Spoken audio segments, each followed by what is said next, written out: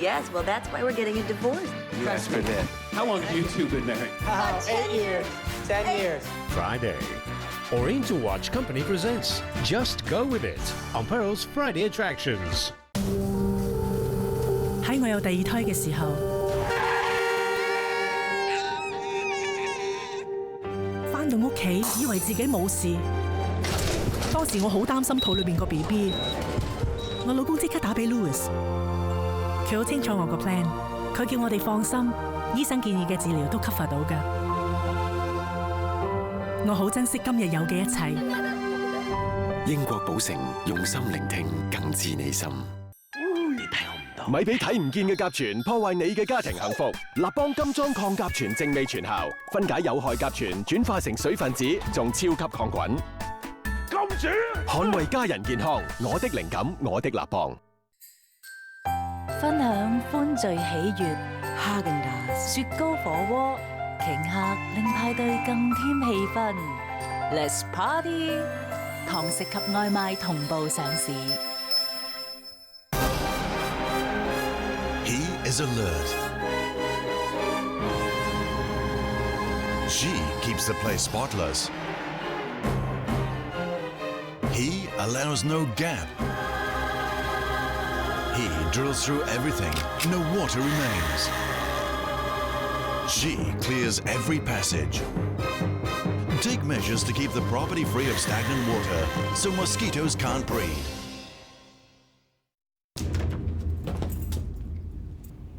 Shut the door. Is he dangerous? He was. So are you campaigning with your husband? Yes. And you agree with him politically? No. You'll win this case, right? Doing my best. Help him in court. He's better when he has someone to impress. I'm exhausted.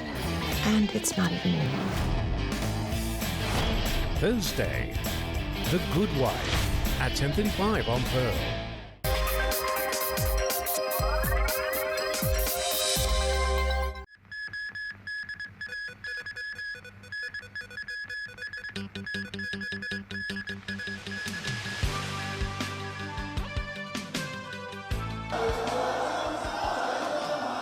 More than 80 arrested in Mong Kok as bailiffs clear Occupy barricades. Corrosive liquid attack at 2 fast food chains. They determined that no probable cause exists to file any charge against Officer Wilson. Those of you who are watching tonight understand that there's never an excuse for violence. Backlash in Ferguson after grand jury clears a white cop who gunned down a black teen.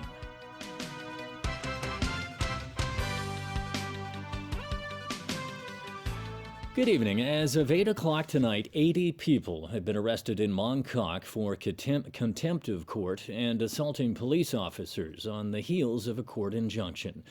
Police sprayed tear gas at demonstrators on Portland Street, and this happened when officers tried clearing them off the streets as police moved towards Yau Ma Tei.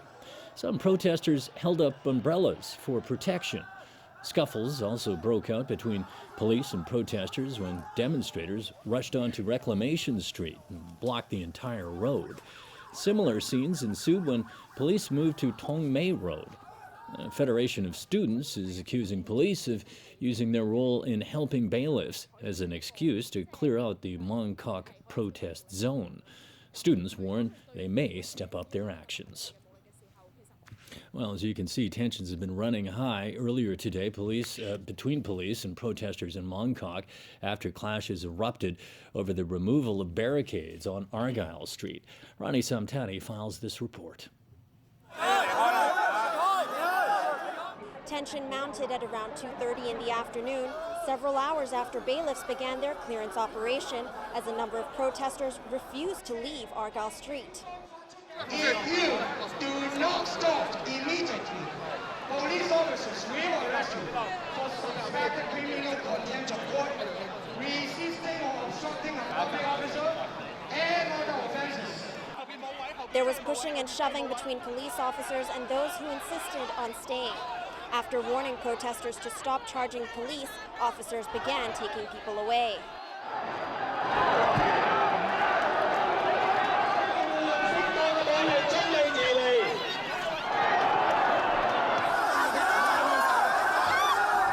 Nearby shops closed their shutters to avoid the chaos.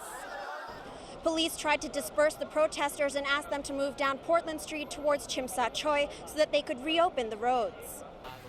It was just after 3 p.m. when traffic reopened on Argyle Street and some nearby streets. But there were more clashes soon afterwards as protesters tried to rush onto Portland Street.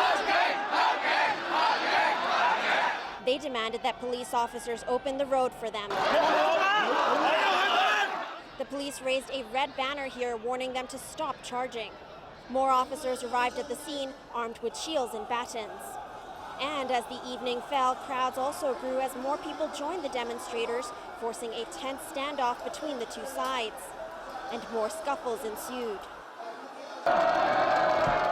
It began peacefully at around 9:30 this morning when the lawyer representing the minibus company read out the injunction order and gave protesters time to clear out their belongings. Some demonstrators began removing items from the street. We are not upsetting about losing Mongkok, but we are actually upsetting about the government is not taking their responsibility to answer to the public's democratic request. When bailiffs and workers moved in to clear out obstacles, protesters raised questions about the injunction in an apparent bid to buy time. But there was no resistance as workers removed the crates and sandbags that formed a barricade across the street. Bailiffs removed the remaining tents one by one until the street was cleared. Ronnie Samtani, TVB News. In a bid to resolve the political impasse, Hong Kong's chief secretary is suggesting further talks with student leaders behind closed doors. Diane Till reports. Before he left for South Korea, where he's to learn about the development of innovative industries, Chief Executive Leung Chun-ying expressed confidence in the police in enforcing the law in a professional manner. Speaking in the capital city, Chief Secretary for Administration Carrie Lam said the student leaders' demand for Beijing to retract its framework set for Hong Kong's political reform has left no room for further discussion. But she insisted she's not closing the door for further dialogue. I really hope to sit down and discuss with them, she said. Maybe it's unnecessary to make the meetings open to public. However, Lam also revealed that there is no date set yet for the report on local sentiment to be submitted to Beijing, which was one of the concessions made by the government in the dialogue with student leaders in October. She pointed out public opinion changes constantly and that she wants a report to be more comprehensive. Meanwhile, the court has rejected an appeal filed by a protester this morning against an injunction by taxi groups to clear a section of Nathan Road between Argyle and Dundas Streets. The taxi group's legal representatives have already posted the court order in newspapers, as well as the site to be cleared as required by the law. Bailiffs could be taking action tomorrow at the earliest. The same protester had earlier tried to appeal the injunction for the Argyle Street section cleared today, but was rejected by the Court of Appeal. Diane To, TVB News. In other news tonight, 8 people are recovering from burns after acid was splashed on them at 2 fast food outlets this afternoon. Liz Yoon has more. According to the police, a man in his 40s entered a fast food outlet at an industrial building on Tai Yau Street in Sampokong at around 1 p.m. Officers say he splashed corrosive liquid inside the eatery. Both staff and customers were among those hurt. Police say after half an hour later, the suspect made his way to another fast food outlet run by the group in Chiwanshan Shopping Center and splashed corrosive liquid there. Staff gave chase but to no avail. The youngest victim at the 2 eateries is a 4-year-old boy. Some victims suffered burns to their face and arms. Later in the afternoon, police arrested a 46-year-old unemployed man. We strongly believe that he's targeting the staff because when he threw the corrosive, it's mainly thrown at the staff, but accidentally split into the customer. Chim said that the suspect is neither a former employee nor a regular customer. Liz Yun, TVB News. Overseas now, more than 80 people were arrested as chaos broke out on the streets of Ferguson, Missouri. Angry mobs torched numerous businesses and looted others. The violence erupted after a grand jury decided not to charge a white police officer for fatally shooting a black teenager. Sonia Artero reports. They determined that no probable cause exists to file any charge against Officer Wilson. That announcement triggered anarchy on the streets of Ferguson. Gunshots rang out and police fired tear gas to push back angry crowds. But it was all in vain. Anger boiled over and protesters began knocking over barricades where police in riot gear stood their ground. Rioters started pelting police with objects while screaming and calling them murderers. At least a dozen buildings were set on fire. They also torched a battery of cars. People waving guns were seen running wild on the streets. Despite their profound disappointment, the family of victim Michael Brown and President Barack Obama called for calm. But I join Michael's parents in asking anyone who protests this decision to do so peacefully. The disgusted masses truly believe a trigger-happy white police officer just got away with murdering an unarmed black teenager. But a mixed black and white grand jury disagreed. They determined Officer Darren Wilson had just cause to shoot 18-year-old Brown this past August, a decision authorities insist should be respected. They are the only people who have heard and examined every witness and every piece of evidence. The governor of Missouri assured residents they're trying to keep the peace.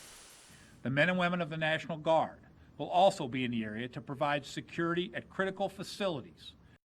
But there was no semblance of peace. In between the clashes of protesters and police, storefront windows were smashed in and looters helped themselves. Across the nation, thousands of people express outrage over the news, but they exercise restraint in cities like Los Angeles, New York, and Chicago. Sonia Artero, TVB News. The search is on for a new U.S. Secretary of Defense after Chuck Hagel announced he's stepping down from the post. The abrupt resignation is the first major shakeup for President Barack Obama's cabinet since his Democrats were routed in midterm elections 3 weeks ago. After less than 2 years on the job, Chuck Hagel submitted his resignation to the president, a decision Barack Obama says was mutual. Let me just say that Chuck is and has been a great friend of mine. I've known him, admired him, and trusted him for nearly a decade, since I was a green behind-the-ears freshman senator. It's been the greatest privilege of my life, the greatest privilege of my life to lead, and most important, to serve with the men and women of the Defense Department and support their families. I am immensely proud of what we've accomplished during this time. Hagel leaves a post in which he struggled to break through the White House's insular team of national security advisors. Analysts say there were times during the crisis in Ukraine and the rampage by Islamic State in Syria and Iraq when it appeared Hagel and the administration were not on the same page. There were times even when Secretary Hagel appeared to be disagreeing even with Chairman of the Joint Chiefs, Martin Dempsey, and that's never a good place to be. Hagel, a Vietnam War veteran and longtime Republican senator, oversaw major initiatives on nuclear weapons management and reforms to the military that included efforts to combat sexual harassment. I don't think the Pentagon could have had a finer soldier and public servant leading it. Removing Hagel allows Obama to reboot his national security team as he faces several overseas challenges in his final 2 years in office. Among the leading contenders to replace Hagel is Michelle Flournoy, who was passed over for the job 20 months ago. The former Undersecretary of Defense is among the most senior female officials in the Pentagon and has a long history with Obama. Hagel will remain on the job until a successor is confirmed by the Senate, which probably won't happen before February. Back locally, the lawyer of Taiwanese snack tycoon Tsai Ing-ming has revealed the Communications Authority is recommending the chief executive in council not renew ATV's free-to-air TV license.